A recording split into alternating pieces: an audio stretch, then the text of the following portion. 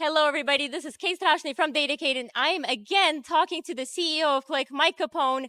I know we caught up about 5 years ago at a New York City event that Qlik had, and we're back. So, what's changed in the past 5 years with Qlik?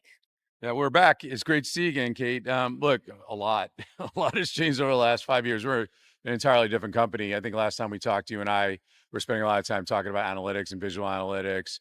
And over that period of time, in the last 5 years, we built ourselves into a full data platform company. So 14 acquisitions, now including Tunity and Talon. So now we're a full end-to-end data analytics and AI platform, fully transforming the way we work with our customers. Great. And last time we talked a lot about data literacy. You guys had a great data literacy program, and you're focused on AI now, in addition to all the data stuff.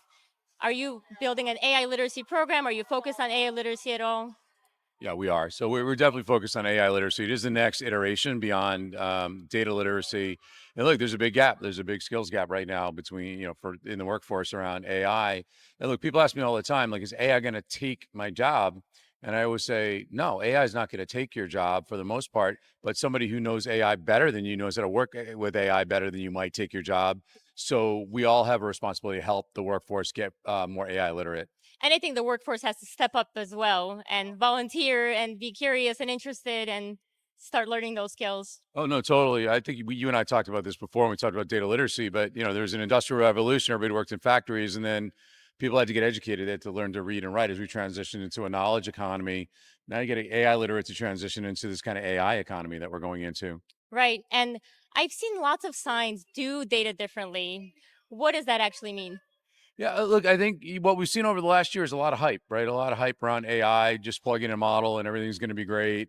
And it's just not how the world works. You know this is better than anybody, right? So, do data differently means, it means trust, it means confidence, it means building out, doing the foundation work, building the foundation of your data pipelines to actually have the confidence to then layer AI on top and get really, really good outcomes that you can act on.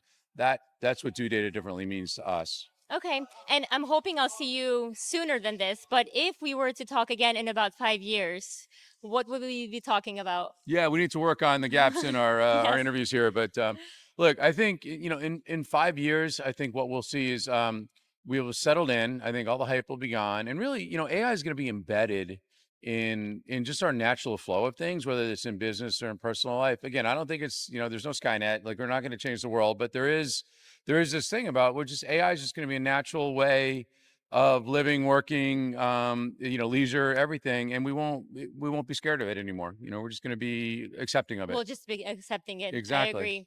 All right. Well, Mike, thank you so much for your time. Cheers. Cheers, Kate. It's great to see you. You too. All right, take care. That's it. And